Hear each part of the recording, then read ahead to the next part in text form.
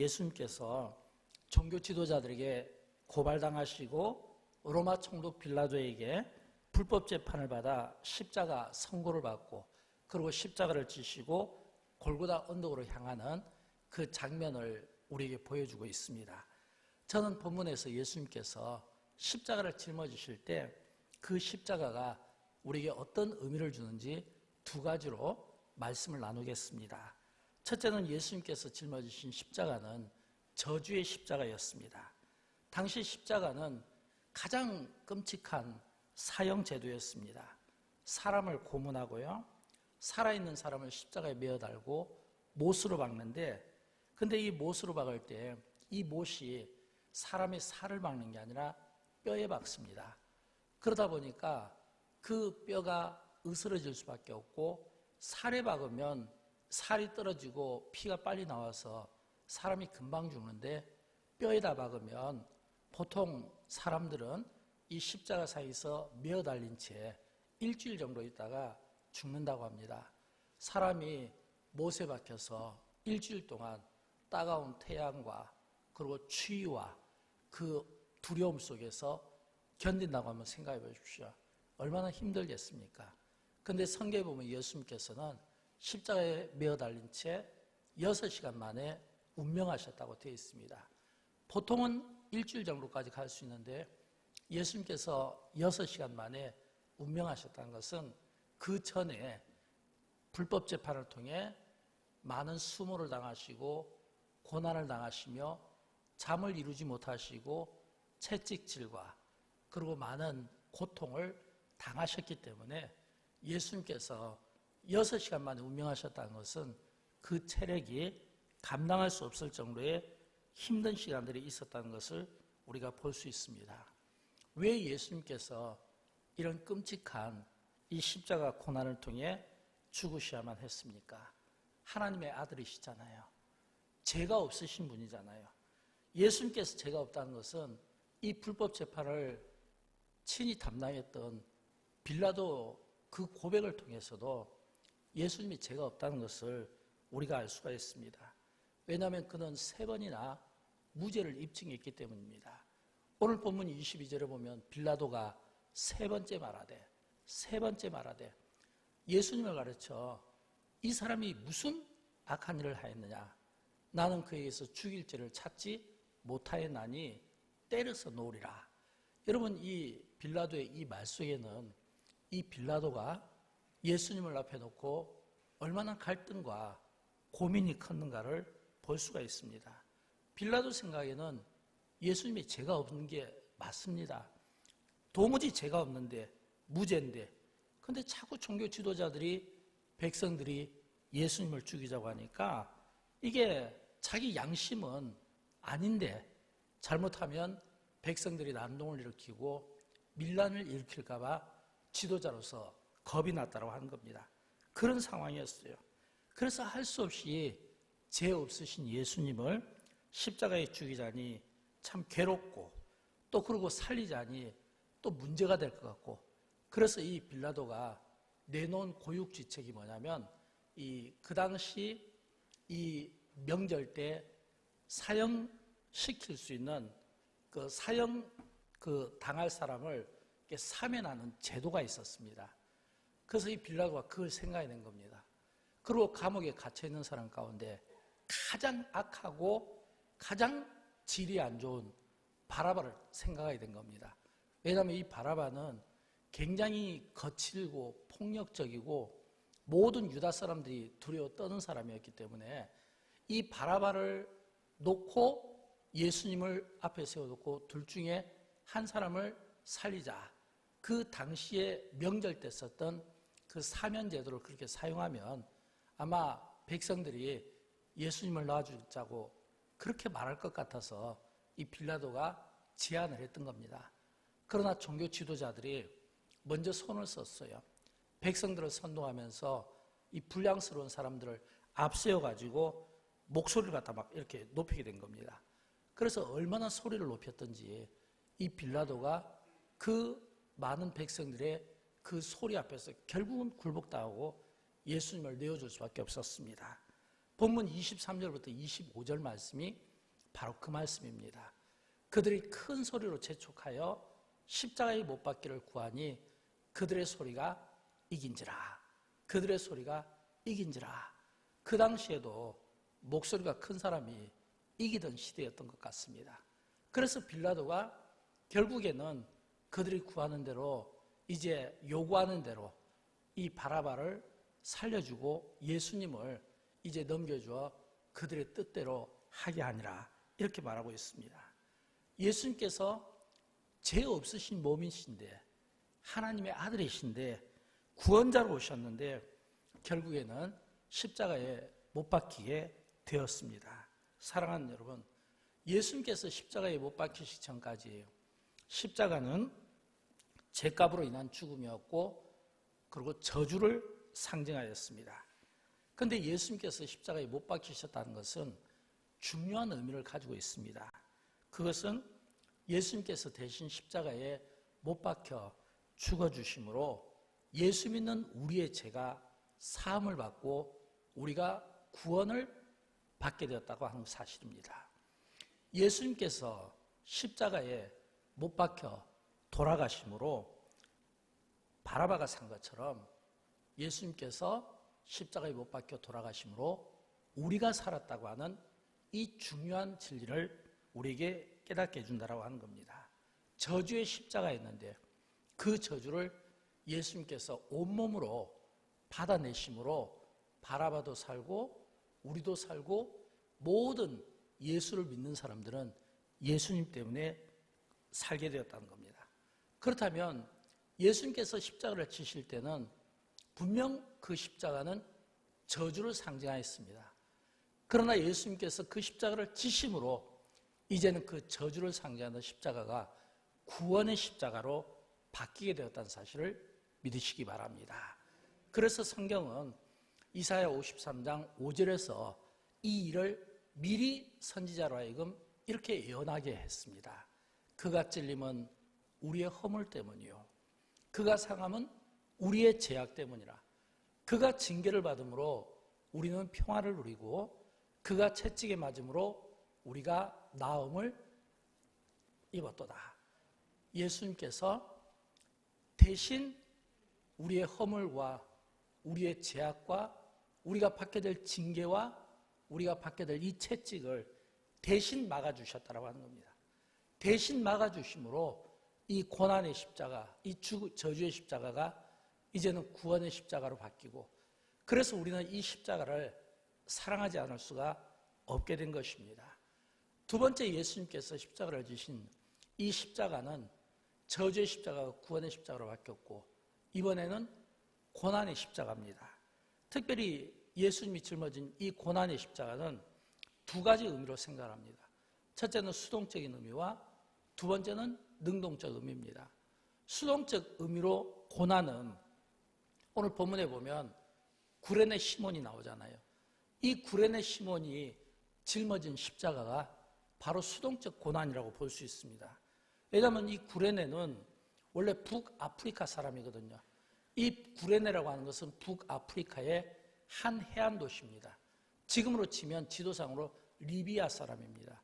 그 리비아에 있는 그 먼 곳에 있는 사람이 예루살렘 명절을 지키기 위해서 지금 이 예루살렘 성전으로 들어가려고 하는 겁니다. 근데 예수님께서 십자가를 지시고 이제 예루살렘 성 밖으로 나오던 중이었습니다. 왜냐하면 그 당시 사형 제도는 이 저주스럽기 때문에 성 안에서는 죽일 수가 없었던 거예요. 그래서 성 밖으로 이 예루살렘 성에서 그 바로 옆에 보면 골고다라고 하는 산이 있는데, 이 골고다라는 산은 그렇게 멀지는 않지만 근데 이 산은 해골과 같은 그림을 그리고 있었고, 그래서 참 끔찍한 그 모습을 가지고 있습니다. 그래서 예루살렘 성에서 이 골고다 산으로 이제 예수님께서 십자가를 짊어지시고 나오는 중이었습니다. 근데 나오는 중이었는데 예수님께서는 이제 그 밤에 고난도 받으시고 불법 재판도 당하시고 주무시지도 못하시고 온갖 수욕과 모욕적인, 그러면서 침뱉음과 조롱과 채찍질과 이미 체력적으로 한계에 다다랐던 겁니다. 그래서 예수님께서 도저히 그 무거운 십자가를 감당할 수가 없었던 겁니다. 로마의 군인들이 생각할 때 만약에 예수님께서 십자가를 짊어지시다가 거리에서 죽게 되면 자기들 책임이 있잖아요. 그러니까 거리에서 죽게 되면 그 자기들 그 책임을 면할 방법이 없기 때문에 예수님 이제 그 나가는 그 행렬에 보니까 맞은편에서 한 시몬이 오고 있거든요. 그래서 그 시몬을 억지로 붙잡아가지고 그 시몬에게 예수님의 십자가를 지고 예수님을 따르겠다라고 하는 겁니다. 본문 26절에 보면 나오죠. 그들이 예수를 끌고 갈 때에 시몬이라는 굴에 있는 사람이 시골에서 오는 것을 붙들어 그에게 십자가를 지고 예수를 따르게 했더라. 성 밖으로 나오는 예수님이 성 안으로 들어가는 이 시몬을 만나서 억지로 이 시몬에게 이제 그 십자가를 지겠다라고 하는 겁니다. 여러분, 그러면 굴에 있는 시몬 입장에서는 어떻게 했습니까? 굉장히 그냥 세상적인 이 사람들이 쓰는 표현에 가면 재수 진짜 없는 거죠. 이 기분이 굉장히 나쁠 겁니다. 왜냐하면 얼떨결에 이유도 모르고 영문도 모르고 예수님이 그 십자가를 지고 그것도 군인들에 의해서 강요당하면서 지금 그 해골이라고 하는 골고다로 끌려가니까 얼마나 이 시몬 입장에서는 불쾌하고 기분 나쁘겠습니까? 근데 이 시몬이 예수님의 십자가를 지면서 완전히 그의 삶이 달라집니다. 왜냐하면 그가 예수님의 십자가를 지면서 곁에서 예수님을 보지 않았겠습니까? 처음에는 기분 나쁜 마음으로 바뀌었죠. 재수가 없다고 생각했지 모르겠죠.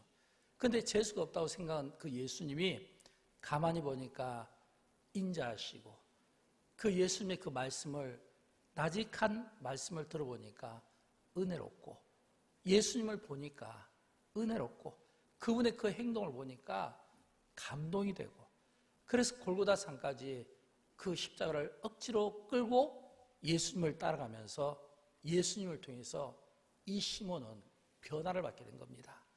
그래서 성경에 보면 이 시몬의 이야기가 어디에 나오냐면 마가복음 15장 21절에 보면 알렉산더와 루포의 아버지로 이 시몬의 이름이 소개되고 있습니다.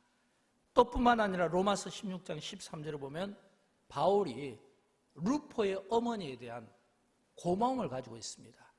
이 루포의 어머니가 바로 시몬의 부인을 이야기하는 겁니다. 이것을 보면 이 시몬이 예루살렘에 갔다가 만난 예수 그리스도, 그 십자가를 억지로 끌고 왔던 시몬이었지만 억지로 끌고 왔다는 것은 강요에 의해서 끌고 왔다는 거고 이거는 수동적으로 그냥 그 고난에 동참했다는 의미입니다. 그렇게 억지로 수동적으로 동참했지만 그가 만난 예수를 통해서 삶이 바뀌어지고 그가 만난 예수를 통해서 아마 그는 그 가족이 함께 예수를 믿게 되었겠죠. 그리고 나중에는 이제는 신약성경에서 아주 믿음 있는 사람들의 이제 믿음 있는 자녀를 통해서 그 이름이 빛나게 되고 바울의 목회 사역을 이름도 빛도 없이 도왔던 바로 그 부인이 이 시몬의 아내라고 성경은 우리에게 말씀해주고 있다라고 하는 겁니다. 예수님의 십자가, 고난의 십자가, 이 고난의 십자가를 어떤 사람은 억지로 끌고 갈 수 있다라고 하는 것을 우리에게 보여주고 있는 겁니다. 그런가 하면 이번에는 능동적으로 받는 고난이 있습니다. 시몬이 그가 짊어졌던 십자가가 수동적이었다면 이 능동적 이 고난의 대표적인 사람 가운데 하나 우리는 바울을 꽂지 않을 수가 없습니다. 왜냐하면 능동적이라는 것은 자기 십자가를 짊어지고 갔다는 거거든요. 예수님께서 이런 말씀을 해주셨잖아요. 누가복음 9장 23절에서 아무든지 나를 따라오려거든 자기를 부인하고 날마다 제 십자가를 지고 나를 따를 것이니라. 나를 따라오려거든 자기를 부인하고 날마다 제 십자가를 지고 나를 따를 것이라. 자기 십자가를 지고 따라오라는 겁니다. 이 말은 고난에 능동적으로 대처하라는 겁니다. 하나님의 아들이시고 무죄하신 분이시지만 예수님께서 하나님 아버지의 뜻에 순종적인 삶을 살고 그 고난의 잔을 마신 것은 예수님께서 능동적으로 그 고난에 참여했다는 겁니다. 사도 바울도 마찬가지입니다. 여러분, 바울도 세상적으로 보면 자랑할 것이 많은 사람이잖아요. 바울도 세상적으로 보면요 부족함이 없는 사람이잖아요. 그럼에도 불구하고 그가 만난 예수 그리스도를 통해서 그의 삶의 변화를 받았을 때 이 바울은 그 누구보다도 그는 능동적으로 그 십자가의 그 고난에 동참했던 것을 보게 됩니다. 그래서 우리는 골로새서에 나오는 바울의 그 고백을 통해서 그의 삶이 어떻게 바뀌었는가를 이렇게 우리는 보게 됩니다. 골로새서 1장 24절 말씀인데 제가 좀 읽어드릴게요. 골로새서 1장 24절을 보면 나는 이제 너희를 위하여 받는 괴로움을 기뻐하고 그리스도의 남은 고난을 그의 몸된 교회를 위하여 내 육체에 채우노라. 나는 이제 너희를 위하여 받는 괴로움을 기뻐하고, 이 말은 그 고난과 그 십자가를 기쁜 마음으로 받아들이겠다는 겁니다. 그리스도의 남은 고난, 여러분 여기서 이 그리스도의 남은 고난이라고 할 때 이 남은 고난이라는 이 말은 어떤 의미일까요? 이 말은 이제 예수님께서 십자가를 지시고 우리의 죄를 사해 주시고 우리에게 구원과 영생을 주셨습니다. 남은 고난은 이제는 우리가 예수 그리스도를 대신해서 예수 그리스도의 복음을 전하는 것입니다. 이 복음 전하는 일을 위해서 바울은 그 고난의 십자가를 짊어지는데 마다하지 않겠다. 이게 바로 성숙한 성도의 모습 아니겠습니까? 안 해도 되지만 예수님 때문에 내가 복음을 전하겠다고 하는 결단과 의지를 보인 겁니다. 안 해도 되지만 내가 예수님 때문에 사랑하겠다고 하는 결단과 의지를 보인 겁니다. 안 해도 되지만 내가 예수님 때문에 용서하겠다는 결단과 의지를 보인 겁니다. 안 해도 되지만 내가 예수님 때문에 희생하겠다고 하는 결단과 의지를 보인 겁니다. 내가 예수님 때문에 안 해도 되지만 내 목숨을 내가 바쳐서 내가 이 복음을 전하고 이 십자가를 전하겠다고 하는 이 결단과 이 의지를 보였다고 하는 겁니다. 사랑하는 여러분, 십자가가 어떤 사람에게는 미련하게 보일지 모릅니다. 어떤 사람에게는 이 십자가가 어리석게 보일지도 모릅니다. 그러나 어떤 사람에게는 이 십자가가 구원이고 이 십자가가 능력이고 이 십자가가 하나님의 사랑이라는 것을 알기 때문에 그걸 깨닫는 사람은 안 해도 되지만 내가 예수님 때문에 희생과 사랑과 용서와 복음 전하는 일과 자기 생명까지도 그리스도의 그 남은 고난에 내가 기꺼이 바치겠다는 이런 사람이 바로 능동적으로 그 고난에 참여하는 사람인 겁니다. 우리 가운데 수동적으로 고난에 참여하는 사람이 있을 수 있습니다. 구레네 시몬처럼 억지로 누군가에 의해서 교회에 나올 수도 있고 누군가에 의해서 인도함 받을 수도 있고 또는 구원받은 하나님의 기쁨과 은혜가 있지만 억지로 이리저리 눈치 보고 상황에 따라서 헌신하고 그 십자가를 대신 짊어질 수가 있습니다. 그러나 우리 가운데 바울처럼 능동적으로 내가 그 십자가를 예수님 때문에 안 해도 되지만 감당하겠다는 겁니다. 예수님 때문에 안 해도 되지만 내가 그 십자가를 내가 희생하겠다는 그런 그 기쁜 마음을 가지고 능동적으로 대하는 사람도 있다고 하는 겁니다. 사랑하는 여러분, 예수님께서 짊어지신 그 십자가가 어떤 의미일까요? 이 십자가는요, 이 책에 보면 예수님께서 그 십자가를 지실 때 그 십자가의 무게가 40kg라고 합니다. 그 40kg의 그 나무 십자가를 짊어지고 예수님께서 예루살렘에서 골고다 산까지 가는데 불과 1km밖에 되지 않습니다. 여러분, 그 1km밖에 되지 않는 그 십자가를 1km밖에 되지 않는 그 거리를 40km 십자가를 짊어지고 간 겁니다. 우리 생각에는 충분히 가능할 것 같아요. 제가 기억에 한 10 몇 년 전이라고 생각하는데 제가 이 설교를 준비하면서 제가 목회백서를 찾았는데 날짜는 제가 확인을 못했습니다. 시간적으로. 이 찾다가 결국에는 못 찾게 되는데 아마 우리 장로님들 가운데 기억하시는 분이 있을 거예요. 한 10 몇 년 전 우리 여수시 교회 연합회에서 예수님의 그 십자가를 짊어지고 예루살렘에서 골고다 산까지 갔던 그 십자가 행진을 기념하자. 그래서 기념하자고 해서 여수공항에서 율촌까지가 10km였습니다. 그래서 그때 여수에 많은 교회들이 참여하게 되었고, 그래서 각 교회마다 10명씩 인원을 뽑았거든요. 영광교회에서도 10명, 그때 저와 장로님과 우리 성도들이 그때 참여했습니다. 그래서 여수공항에서 이제 율촌까지 그 찾기를 통해서 우리가 이렇게 십자가를 짊어지고 갔는데, 그때 제 안에는 이런 생각이 있습니다. 아니, 저거 나무 십자가 하나를 듣는데 그때 참여한 교회가 한 10몇 개 교회였고 각종 언론사, 방송사에서 굉장히 많이 나왔거든요. 그래서 아이고, 이렇게 많은 사람들이 저걸 짊어지고 가는데 굉장히 쉽게 생각했거든요. 근데 제 순서가 왔습니다. 근데 저는 이제 이렇게 율촌의 그 동사무소 그쪽에 이제 가는데, 제가 그때 그걸 짊어지게 되었는데 죽는 줄 알았습니다. 진짜 죽는 줄 알았습니다.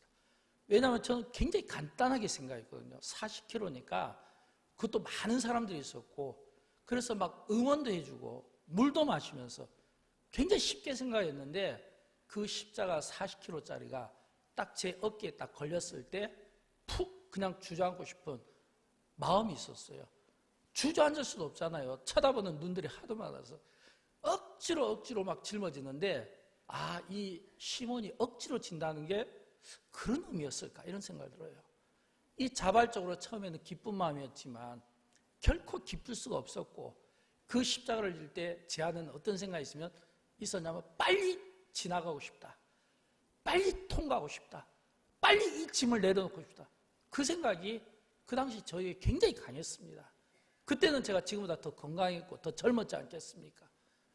시몬이 억지로 십자가를 짊어졌다는 게 그런 의미였던 것 같아요.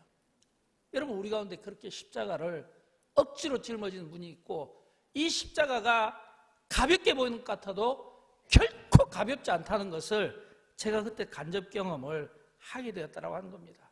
그러나 여러분, 그런 가운데서도 또 어떤 사람들은 기쁜 마음으로 짊어지는 사람이 있습니다. 기쁜 마음으로. 무거운 십자가가 무겁지 않고, 근데 가만히 보니까 기쁜 마음으로 짊어지는 사람들을 보니까 표정이 참 밝더라고요. 보니까 그래서 참 십자가는 기쁜 마음으로 해야지 억지로 하면 안 되겠다는 생각을 하게 되었고, 기쁜 마음으로 십자가를 짊어진다는 게 어떤 의미일까요? 그분들에게는 이런 마음이 있었던 것 같아요. 로마서 8장 18절을 보면 이 바울의 고백이거든요. 바울이 기쁜 마음으로 그 십자가를 졌다는 것은 그에게 이런 말씀이 있었기 때문이에요. 생각건대 현재의 고난은 장차 우리에게 나타날 영광과 비교할 수 없더라. 이 과거의 이 성경은 좀 더 리얼하죠. 현재 생각하건대 현재의 고난은 장차 우리에게 나타날 영광과 좋게 비교할 수 없더라. 좀 더 리얼하게 다가온 겁니다. 현재의 고난은 내가 지금 짊어지고 있는 이 십자가가 어떤 사람에게는 수동적으로 억지로, 어떤 사람은 기쁜 마음으로 그리스도의 그 남은 고난에 함께 참여하고자 하는 능동적으로 짊어질 때 분명 그 십자가는 우리에게 고난이지만, 그러나 장차 우리에게 나타날 이 십자가를 통하여 우리에게 비치게 될 이 영광은 비교할 수 없는 그 기쁨이 그 안에 있고, 비교할 수 없는 상급이 있고 즐거움이 있다는 것을 아는 자만이 기쁜 마음으로 이 십자가를 짊어지고 갈 수 있다는 것을 믿으시기 바랍니다. 어떤 사람들은 십자가를 짊어지는 우리를 향해서 이렇게 이야기할지 모르겠어요. 고린도전서 1장 18절에 있는 말씀처럼 십자가의 도가 어떤 사람에게는 멸망하는 자들처럼 미련하게 보일지 모르겠다고 이야기할지 모르겠습니다. 십자가를 짊어지는 그 모습을 보고 어떤 분들은 지나가는 차를 놓고 박수를 치며 격려하는 사람도 있지만, 대부분의 사람들은 지금 저희들 뭐 하는 거야? 쇼하는 것 같아. 비난하고 조소하고 조롱하고 비웃는 사람들도 참 많았습니다. 사람들의 시선이 따갑게 느껴질 때가 있었다는 거예요. 이 십자가의 도에 대해서 이해하지 못하는 사람들은, 멸망받을 자들에 대해서는 미련하게 생각한다는 거예요. 그런 마음이 들 수밖에 없다는 거예요. 그러나 이 십자가가 구원을 받는 우리에게는 하나님의 능력이 된다는 사실을 믿으시기 바랍니다. 왜 구원받는 우리에게 하나님의 능력이 됩니까? 이 안에 구원이 있습니다.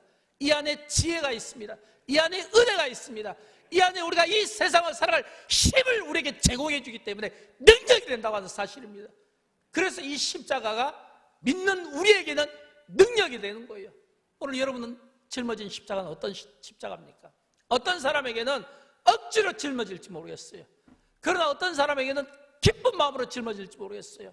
억지로 짊어지는 분에게는 오늘 이 새벽에 다시 한번 이 말씀을 통해서 비록 내가 억지로 짊어지더라도 그 가운데 시몬의 삶을 변화시킨 그 복음과 그 예수 그리스도의 그 사랑이 저와 여러분의 삶을 완전히 바꿔놓기를 주님의 이름으로 축원드립니다. 바울처럼 그 은혜를 깨닫고 기쁜 마음으로 짊어졌다면 이제는 이 십자가를 기쁜 마음으로 그리스도의 그 남은 그 고난에 내가 참여함으로 말미암아 오늘 우리 시대가 당하는 모든 그 고난을 품고 내가 욕들을 먹고 내가 희생하고 그러나 내가 헌신함으로 내가 그러나 그들을 사랑함으로 내가 그들을 위하여 기도함으로 이 남은 그 고난에 동참함으로 말미암아 주님의 뜻을 기도하는 우리를 통해서 이루어지기를 주님의 이름으로 축원드립니다. 그래서 이 저주의 십자가를 구원의 십자가로 바꿔 놓으십시다. 억지로 짊어지는 이 십자가를 기쁜 십자가로 바꿔 놓읍시다. 어떤 고난이 있다 할지라도 그 고난을 딛고 일어서십시다. 여기에 하나님의 능력이 있습니다. 이 능력이 오늘 이 믿음으로 고백하고 아멘으로 고백하는 저와 여러분의 능력이 되기를 주님의 이름으로 축원드리며 이 하나님의 능력을 저와 여러분이 마음껏 사용함으로 말미암아 오늘 이 땅이 그 하나님의 능력 가운데 치유받고 하나님의 능력 가운데 되지 못할 일이 있습니까? 없잖아요. 될 걸 믿고 우리가 하나님 앞에 기도하는 가운데 오늘 민족적인 위기와 이 세계가 당하는 모든 이 고난과 이 고통을 우리가 감당함으로 말미암아 후대가 우리 그리스도인들을 영광스럽게 생각했으면 좋겠어요. 후대가 훗날 역사가 오늘 2020년 이 고난주간을 맞았던 이 고난의 시대에 있던 세움받았던 우리 그리스도인들 한 사람 한 사람 한 사람을 위대하게 생각했으면 좋겠어요. 존경했으면 좋겠어요. 박수를 쳤으면 좋겠어요. 그런 그 은혜가 우리가 이 바울을 놓고 박수치고 시몬을 통해서 우리가 감격을 받는 것처럼 그런 기쁨을 주는 그런 영향력을 끼치는 성도의 삶을 우리가 함께 살아낼 수 있기를 주님의 이름으로 축원드립니다. 우리 다 함께 찬양할까요? 오늘 찬양은 모든 능력과 모든 권세입니다. 모든 능력과 모든 권세 어디에서부터 옵니까? 복음에서부터 옵니다. 복음에서부터. 오늘 이 찬양을 통해서 다시 한번 십자가의 이 능력을 우리가 살려내십시다. 그래서 우리가 조금 더 적극적이고 능동적인 이 삶을 통해 정말 마지막 때 이 위기의 때에 우리 그리스도인들의 진정한 그런 그 은혜의 복음들을 살려내시고 보여주시고 그래서 우리를 통해 하나님의 뜻이 그 하나님의 능력이 세상 가운데 보여줄 수 있도록 찬양을 통해 함께 고백하는 시간을 갖겠습니다. 함께 찬양하도록 할까요?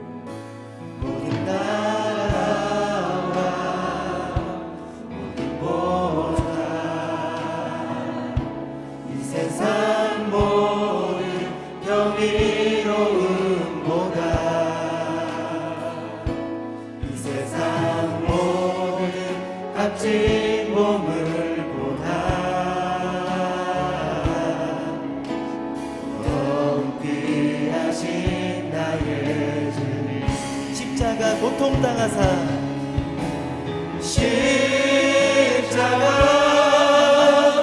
고통당하사 버림받고 외면당하셨네.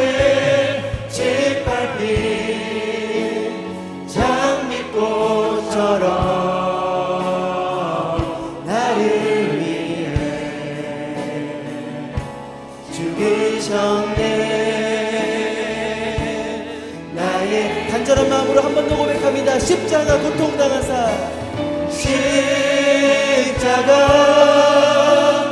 고통당하사 버림받고 외면당하셨네.